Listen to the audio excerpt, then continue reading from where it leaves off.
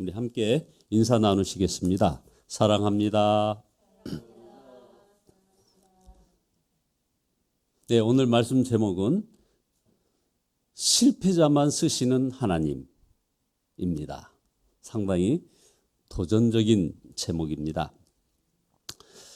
4월 4일이 부활절이었고, 그다음에 5월 23일이 이제 성령 강림주일. 그래서 이 50일간을 기쁨의 50일이라고 우리 기독교에서 얘기들 하고 있습니다. 결국 이 부활절에서 오순절까지, 즉 성령 강림주일 5월 23일까지의 중요한 화두는 바로 기쁨입니다. 여러분 기쁘십니까? 네, 감사합니다.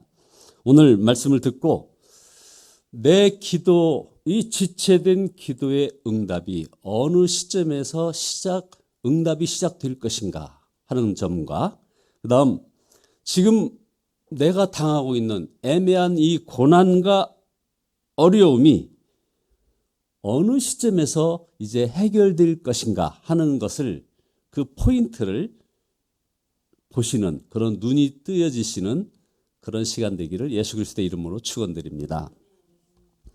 사실 제가 하나님께 너무 감사한 것은 하나님은 실패자를 들어서 쓰시는 하나님이시라는 점입니다. 저는 이 점이 너무나도 감사합니다. 그러나 여러분, 이 말에 오해가 있으면 안 됩니다. 하나님께서는 사랑이 많으시니까 실패자라도 쓰신다는 것이 아니라 이 말입니다. 하나님께서는 실패자만 쓰시는 하나님이십니다.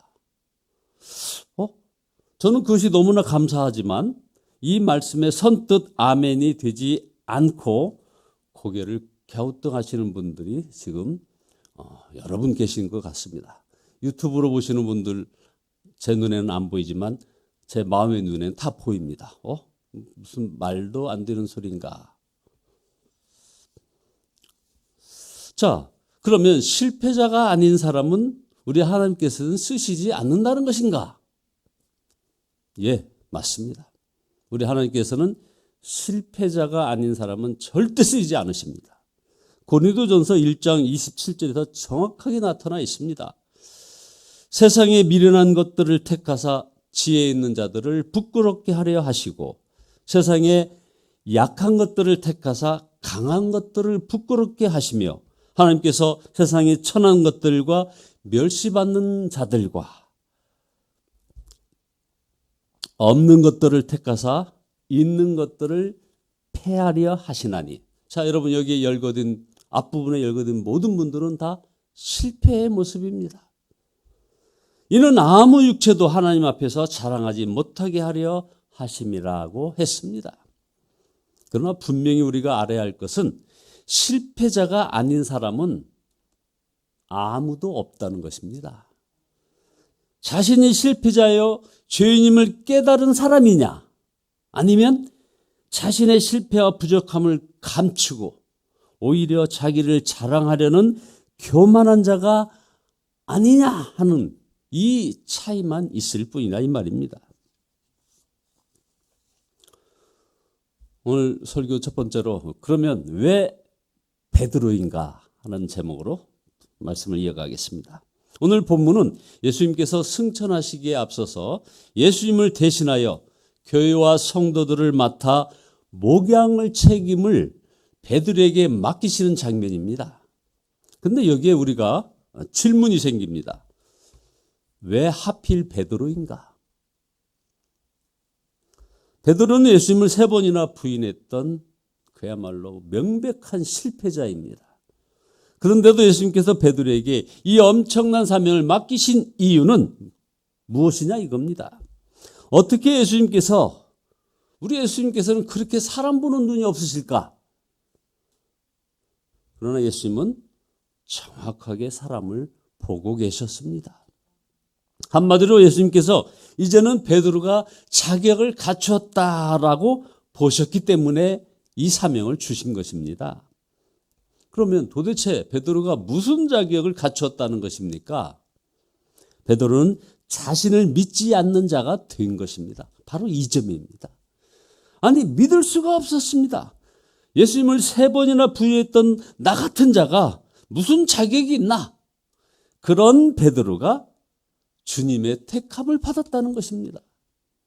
예수님께서는 베드로에게 네가 나를 사랑하느냐 3번이나 물으시고 그때마다 하시는 말씀이 내 양을 먹이라 하셨습니다. 3번째는 내가 나를 사랑하느냐 물으셨을 때 이 베드로는 정말 가슴을 쳤을 것입니다. 정말 내 마음을 주님 앞에 드러내 보일 수만 있다면 얼마나 좋을까. 그리고 자신이 예수님을 3번이나 부인했던 일이 생각났을 것입니다. 주님, 제가 비록 예수님을 3번이나 부인한 고개를 들 수 없는 죄인이지만 제 마음으로 주님을 사랑합니다.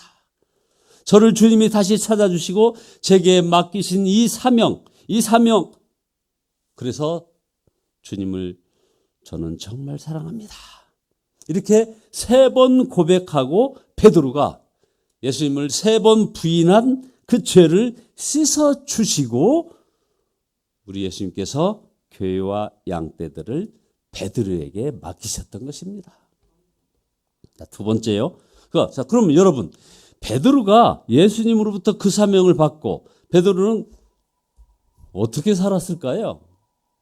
베드로도 한때는 자신이 실패자라고는 꿈에도 생각하지 않았던 때가 있었습니다. 그야말로 별의 순간이 있었다 이 말입니다. 베드로는 첫째요, 당당했고요, 자신이 있었습니다. 두 번째는 나는 끝까지 예수님을 따라갈 수 있다 하고 공언했던 사람입니다. 세 번째, 주여 다 예수님을 버릴지라도 저는 죽을지라도 예수님을 버리지 않겠나이다. 그랬던 사람이 바로 베드로입니다. 베드로가 자기가 실패자라고 생각하지는 절대 안 했다 이 말입니다. 그러나 지금 베드로가 자기가 실패자라고 하는 그 사실을 부인할 수가 이제 없었습니다. 자신이 예수님을 3번이나 부인했던 이 사실을 잊을 수 있겠습니까? 그놈의 닭 울 때마다 생각이 났다 이 말입니다. 그랬기 때문에 그 어려운 일이 올 때마다 그가 큰 문제를 만날 때마다 이 베드로는 주님, 제가 주님을 사랑합니다 하는 그 고백으로 사명의 자리를 떠나지 않고 그리고 닥친 십자가를 외면하지 않을 수 있었던 것입니다. 결국 베드로를 통하여 하나님은 이 위대한 교회를 세웠고 위대한 일을 해내실 수가 있었던 것입니다. 평생 예수님 사랑합니다 하며 살았을 것입니다. 그것이 바로 베드로의 능력의 원천입니다. 제가 오늘 설교 시작하기 전에 여러분에게 바로 여러분의 기도의 응답의 시점이 어느 점인가를 한번 좀 보는 눈이 뜨여지기를 성령의 그 충만한 은혜로 한번 보시라고 말씀드렸습니다. 여러분, 베드로가 사역을 하는 동안에 배신을 얼마나 많이 당했을까요? 베드로 속을 썩이는 사람이 또 얼마나 많이 만났을까요? 그러나 그 어떤 사람을 만나도 베드로가 이제 누구를 저 배은망덕, 저 배신자 이렇게 정죄할 수 있었겠습니까? 자신이 예수님을 3번이나 부인했었지만 용서받은 사람입니다. 전혀 자격이 없는데도 사도로 세움을 받았습니다.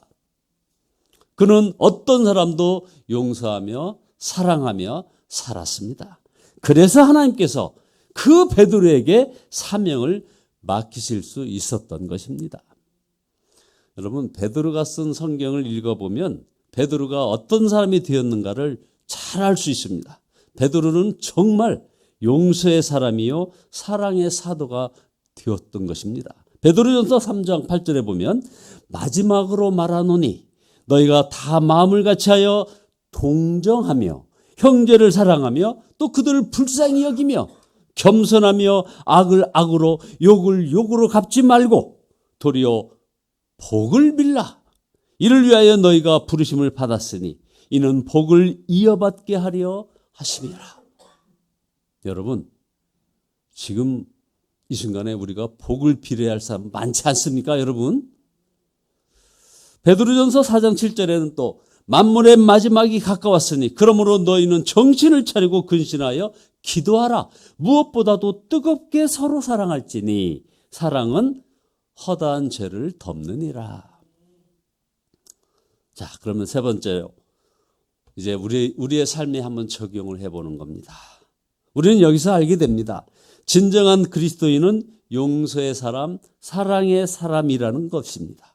하나님께서는 우리가 그러한 사람이 되기까지 인도하시고 우리를 가르치시고 또 기다리십니다. 여러분의 삶 속에 우리의 주님의 역사가 나타나고 그런 복을 누리려면 우리는 정말 명심해야 합니다. 여러분이 완전한 용서의 사람, 진정한 사랑의 사람이 되어야 한다는 것입니다. 하나님은 여러분을 그렇게 인도하고 계십니다. 여러분에게는 용서받은 자라는 고백이 분명히 있습니까? 자, 보십시오. 나는 말할 수 없는 죄인입니다. 우리 매 기도할 때마다 합니다.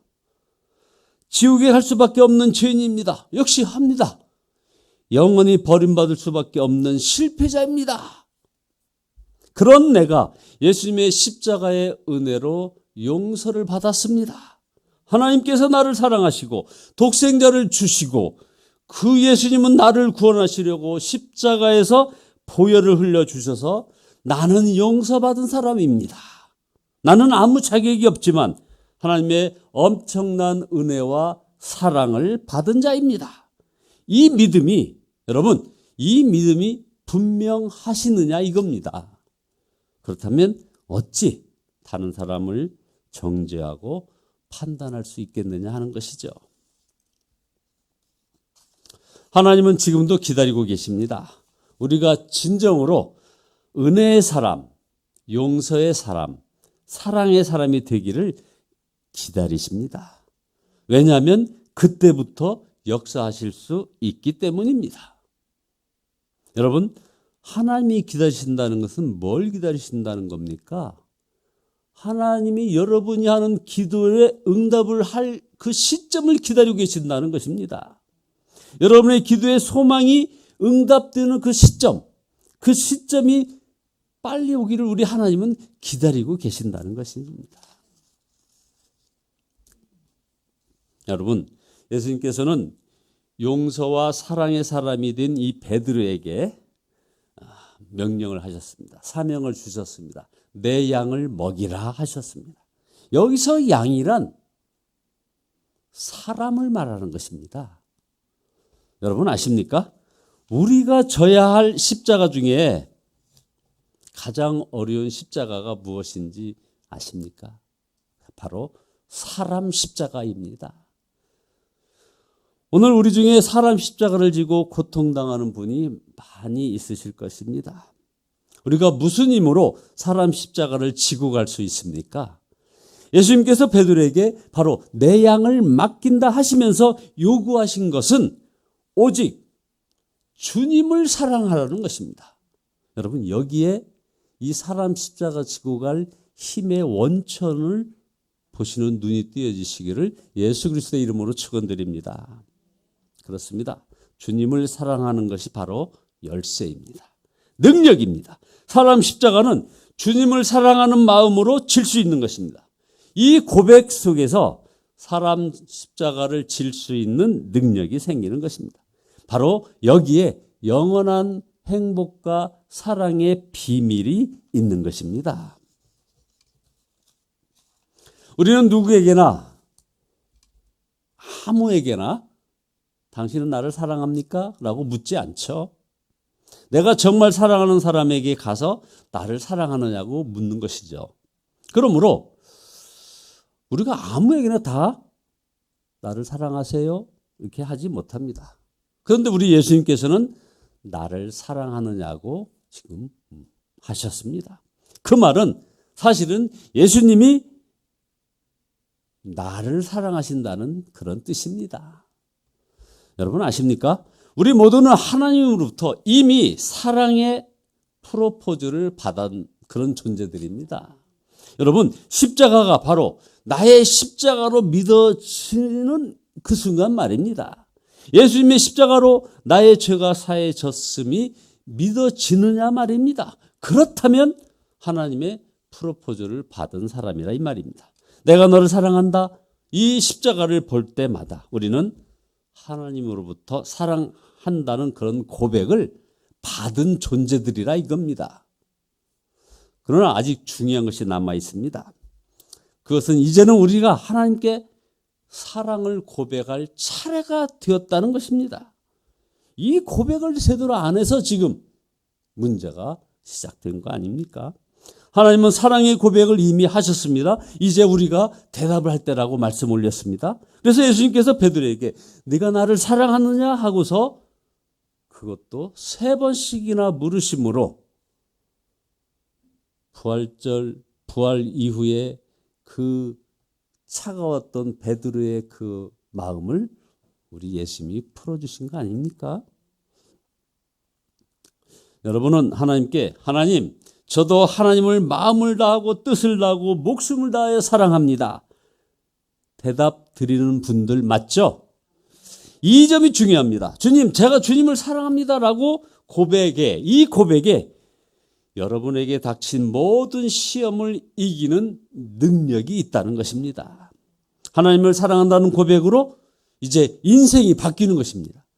다윗이 그랬고 모세가 그랬고 여러분 그리고 요한이 그랬고 베드로가 그랬습니다. 예수님을 사랑한다는 고백이 영원한 사랑과 행복의 비밀이라 이 말입니다. 이제 요한복음 설교의 이제 마무리 부분이죠. 요한복음 21장 가운데 21장이니까요. 요한복음의 결론이 무엇일까요? 바로 어떤 사람이 예수님을 영접하면 결국 베드로처럼 되어야 한다는 것이 바로 이 요한복음의 마지막 결론입니다. 저는 한때 이런 생각을 했던 사람입니다. 주님께 이런 기도를 했어요. 주님, 저는 목사로서 자격이 없습니다. 이렇게 하면서 막 그야말로 눈물로 기도할 때가 있었다 이 말입니다. 그때 주님께서 제 마음을 이렇게 막 치시면서 하시는 그 말씀, 네가 그것을 인정하느냐? 정말 놀랐습니다. 그래서 예! 그렇게 대답을 했죠.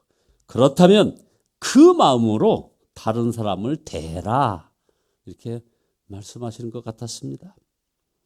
진정한 회개란 어떻게 하는 것입니까? 고민하는 성도들이 참 많습니다. 이제 알아야 합니다.